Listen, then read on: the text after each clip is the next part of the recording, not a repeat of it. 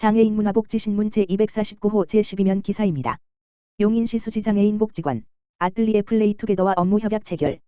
짓기촌사회복지재단 용인시 수지장애인 복지관, 관장 한근식, 과 아뜰리에 플레이투게더, 에테레이 플레이투게더, 대표 주상희는 지난 28일 용인시 발달장애인 아티스트 발굴과 지역의 인식 개선을 위한 업무 협약을 체결했다고 밝혔다.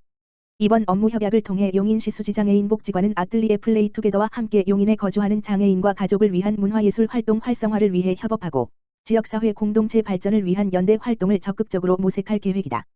한근식 관장은 지역사회에서 장애인, 가족이 문화예술을 향유할 수 있도록 지원을 아끼지 않겠다며 장애인과 가족이 참여하는 문화예술 사업에 대한 큰 기대감을 밝혔다. 주상희 대표는 예술활동이 장애인과 비장애인의 소통의 창구가 되고 발달장애인 작가의 미술 세계를 공감할 수 있도록 다양한 활동을 희망한다고 본 협약의 취지를 강조하였다. 아뜰리에 플레이투게더는 발달장애인 문화예술 발전을 위해 방문 미술지도, 국내외 전시활동 및 찾아가는 전시회, 용인문화재단 지원사업과 발달장애인 작가 발굴 프로젝트를 진행 중이다. 이밖에 장애인식 개선을 위한 사업을 진행하고 있다. 자세한 내용은 용인시 수지장애인 복지관과 아뜰리에 플레이투게더 홈페이지를 참고하면 된다. 용인시 서울 판교행 출퇴근 버스 3개 노선 신설.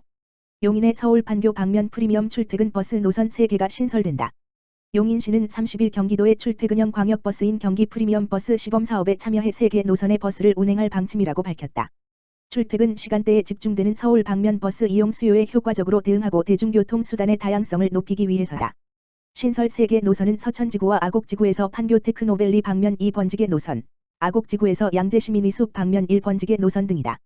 시는 8월 중 이들 노선을 운행할 운송사업자를 공모해 11월부터 운행을 시작하는 것을 목표로 하고 있다. 출퇴근 시간대에만 노선별로 2편씩 배차되는 이 우등형 프리미엄 버스는 31인승 이하로 제한해 기존 노선 버스와 차별화하게 된다. 또 전용 앱을 통한 좌석약 시스템 적용, 비접촉식으로 요금을 결제하는 등 다양한 부가 서비스를 제공한다는 것이다. 요금은 경기순환버스와 같은 수준에서 결정하고 환승요금도 적용하게 될 것으로 알려졌다. 시 관계자는 3개 노선의 프리미엄 버스 운행 결과를 분석해 출퇴근 수요가 많은 업무단지, 대중교통 공급과 수요 간 불균형이 심한 지역 등을 대상으로 지역 맞춤형 노선을 적극적으로 검토할 것이라고 말했다. 용인 죽전 1동, 저소득 홀로 어르신 10가구의 여름이불 전달. 용인시 수지구 죽전 1동은 30일 지역사회보장협의체가 관내 저소득층 홀로 어르신 10가구의 여름이불을 전달했다고 밝혔다. 이날 지역사회보장협의체 위원들은 대상 가정을 방문해 이불을 전하고 어르신들의 안부를 살폈다. 어르신들께 지원한 이불은 사회복지공동모금회 동예치금으로 마련한 것이다. 김명규 지역사회보장협의체 위원장은 어르신들이 시원한 여름을 보낼 수 있도록 이번 사업을 준비한 것이라며 앞으로도 다양한 민간 자원을 발굴해 어려운 이웃과 연계할 수 있도록 노력하겠다고 말했다. 의왕시 폭염 극복 위한 찾아가는 냉방용품 지원 서비스. 의왕시 시장 김상돈은 다가올 폭염에 대비해 저소득 독거 어르신 660여 명을 대상으로 찾아가는 냉방용품 지원 서비스를 추진한다고 밝혔다.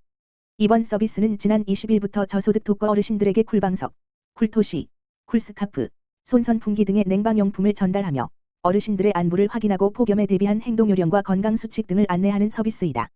냉방용품을 전달받은 한 어르신은 코로나로 외출도 쉽지 않은 상황에 무더위까지 예보되어 있어 걱정이 많았는데 이렇게 시에서 냉방용품을 보내주셔서 너무 감사하다고 말을 전했다.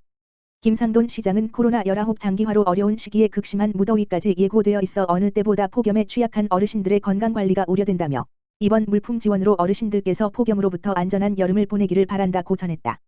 한편 의왕시는 코로나19로 운영을 중단했던 노인복지관, 주민센터 및 야외공간 22개소를 무더위 쉼터로 운영하는 등 폭염에 취약한 노인계층을 보호하고 온열질환 예방을 위해 노력하고 있다. 의왕시 찾아가는 무한돌봄센터 운영. 의왕시 시장 김상돈은 지난 21일 내손동 롯데마트에서 찾아가는 무한돌봄센터를 운영했다. 찾아가는 무한돌봄센터는 정신건강복지센터, 일자리센터, 동 찾아가는 보건복지팀이 합동으로 위기 가구 발굴과 필요한 복지 서비스를 제공하는 사업으로 시에서는 지난해 10월부터 매월 1회 취약지역이나 인구 밀집 지역을 찾아가 홍보와 상담을 통해 복지 사각지대를 최소화하기 위한 노력을 펼치고 있다.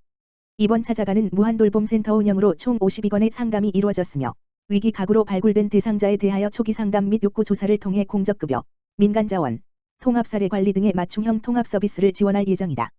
김상돈 의왕시장은 복지 사각지대를 선제적으로 발굴하여 우리 주변에 소외된 이웃이 없도록 찾아가는 무한돌봄센터를 지속적으로 운영할 계획이며 특히 코로나19로 경제적 어려움 등에 처한 이웃에 대한 관심을 가지고 무한돌봄센터로 알려주길 바란다고 당부했다. 의왕시 코로나19 전방위적 지원으로 지역경제 활성화 총력. 의왕시 시장 김상돈 에서는 코로나19로 침체되어 있는 주민 생활과 지역 경제를 살리기 위해 4개 분야 49개 사업으로 된 지역 경제 활성화 종합대책을 수립하고 이달 초부터 중순까지 그동안의 추진 사항을 점검했다. 시는 7월 17일 기준 경기도 의왕시 재난기본소득 약 239억 원, 정부 긴급재난지원금 약 373억 원 등 총 612억여 원의 지역화폐를 지급하였고 의왕사랑 상품권 특별 할인 기간을 올해 12월까지 연장해 위축되었던 소비심리 회복에 활력을 불어넣었다. 또한 소상공인 점포 마스크, 살균 소독제 등 무상 지원, 코로나19로 매출이 급감한 소상공인 지원, 월암공영차고지 임대료 감면, 마을버스 적자 노선 손실보전금 조기 지급, 어린이집 운영비 지원 등 보다 안정적인 경영 환경을 조성하기 위해 노력했다. 아울러 코로나19 피해 회복을 돕기 위해 취약계층 생계비, 주거비 등 한시적 긴급복지 제공, 피해상담센터 운영, 코로나19 피해기업 육성자금 지원, 확진자 방문 점포 재개장 지원 등을 시행했다. 이 밖에도 주민센터 방역장비 대여 및 손소독제 제공, 코로나19 입원격리자 생활비 제공, 자가격리자 생필품 및 친환경농산물 제공, 청년 일자리 및 기본소득 제공, 불법 사금융 피해자 대출 신설 등 전방위적 지원을 아끼지 않았다. 앞으로도 시에서는 코로나19가 종식될 때까지 분야별 사업 추진이 원활히 이루어질 수 있도록 정기적으로 점검을 해나가는 한편 코로나19로 침체된 지역경제 활성화를 위한 새로운 사업들을 지속적으로 발굴해 나간다는 방침이다. 김상돈 시장은 코로나19로 초래된 위기 상황에서 보건방역과 경제방역의 성공적인 대처가 가장 중요하다면서 시에서는 코로나19로 침체된 지역경제에 활력을 불어넣는 데 총력을 다하겠다고 말했다. 백군기 시장, 인명피해 없도록 집중호우 대비 총력. 백군기 용인시장이 2일 시청 재난안전상황실서 긴급회의를 열어 이같이 말하며 집중호우로부터 시민 안전을 지키기 위해 피해 상황을 정확히 파악해 총력 대응할 것을 강조했다. 시는 이날 오전 0시 40분 기준 호우경보가 발효됨에 따라 비상재난안전대책본부 2단계를 발령, 소방서 등 유관기관과 일흔한 개부서 419명의 직원을 투입해 비상대응에 나섰다. 이날 16시 현재 시 평균 강우량은 153.5mm이며 이 가운데 처인고 원산면에서 315mm의 가장 많은 비가 내렸다. 오전 9시 물결표 쌓인 10시 사이엔 원산면에서 80mm, 백암면에선 50mm의 많은 비가 쏟아져 이 지역을 중심으로 91건의 침수나 낙석 등 제보가 시 재난상황실로 접수됐다.